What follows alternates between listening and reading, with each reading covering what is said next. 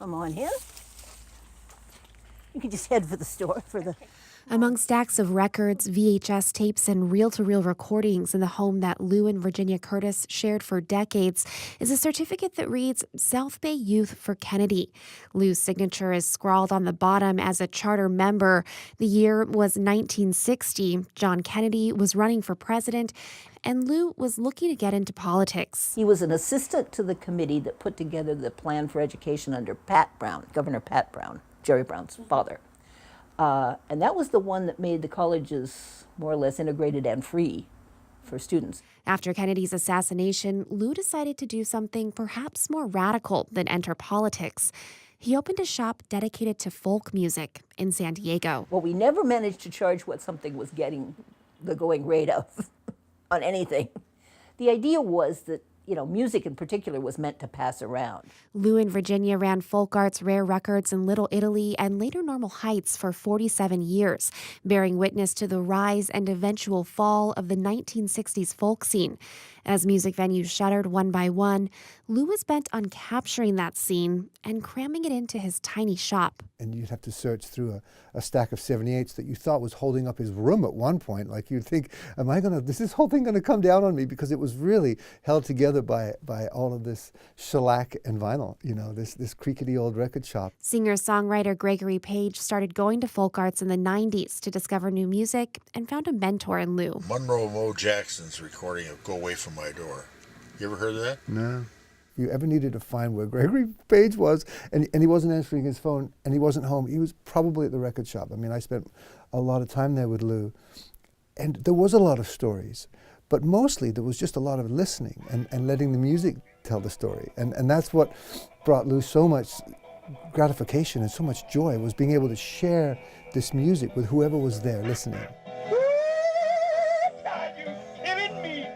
Page says that sharing was a political act in and of itself, an outlook born out of the labor movement and put into the songs Lou loved. There's an inclusiveness in folk music that I've always been fascinated with. That whole join hands and let's sing along. Cheers, guys. Appreciate it, guys. Thank you. Today, Brendan Boyle is passing along Lou's music and stories to a new generation of customers. He bought Folk Arts from Lou in Virginia in 2014. I want to get a real good Rose Maddox gem.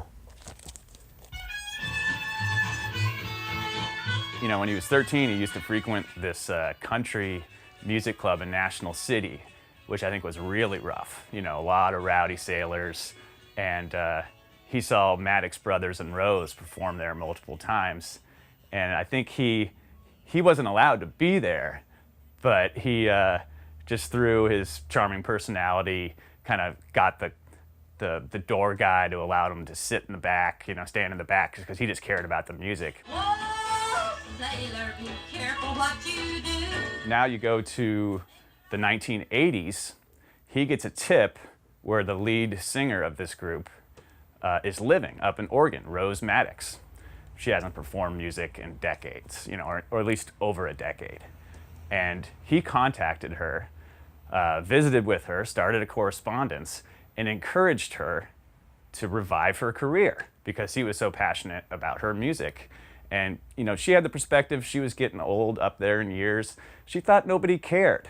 In many respects, a lot of people didn't care, but there were a lot of people out there that did care. And the person that cared the most was Lou Curtis. And through his encouragement of Rose Maddox, she revived her career and started performing shows again. One of the most important of which was Lou's Festival on Adams Avenue. And so I think that really had a positive impact on Rose Maddox's life, because she was a real sweet person who had a hell of a lot to share musically, and an incredibly important person. And Lou was the type of person that reminded these people that they were important and that they were appreciated. Lou was digitizing his collection for UCLA when he died from complications of a stroke this summer. Lou's wife is interested in continuing that work, but for her, the bigger task right now is taking over as the family's archivist. He always told the story, so I, knew it, but I didn't know it. Really nailing down when something happened, because I never really paid attention to the numbers. It's not one of my strong suits, unfortunately. But, He was the archivist. He was the archivist. Virginia will hear plenty more stories Sunday. The Lou Curtis Remembrance and Celebration is scheduled for 4 p.m. at the Royal Palace Banquet Hall in El Cajon.